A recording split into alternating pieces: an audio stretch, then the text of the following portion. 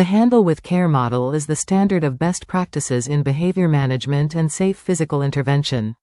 It is designed to train professionals on safely managing behaviorally challenged individuals, including those with disruptive, aggressive, and self-destructive behaviors. At the Behavioral Wellness Center, all direct service staff is trained in Handle with Care.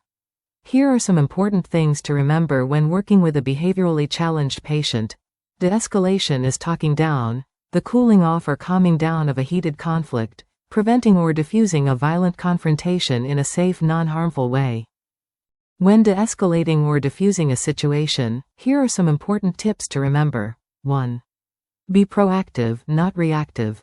2. Communicate effectively. 3. Avoid arguments or making threats to gain compliance.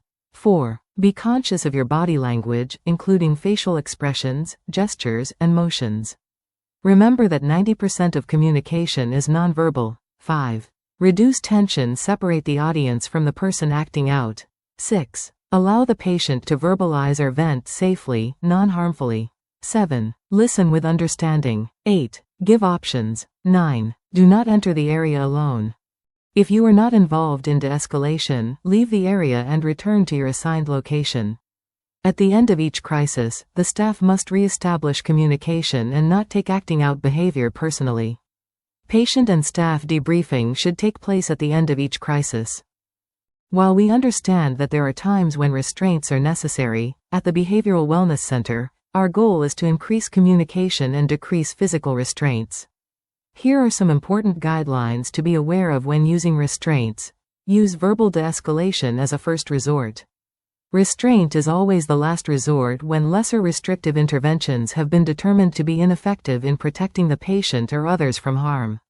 Physical restraints are only to be used to ensure the immediate physical safety of a patient, staff, or others. Be familiar with Code 777. Restraints are to be discontinued immediately when the patient is calm. There must be clinical justification to initiate and continue restraints. Remember, the longer a patient remains in restraints, the more at risk they are for complications. The restraint order packet, the paperwork that must be completed when placing a patient in restraints, must accompany each episode of restraint use. Justification must be documented thoroughly.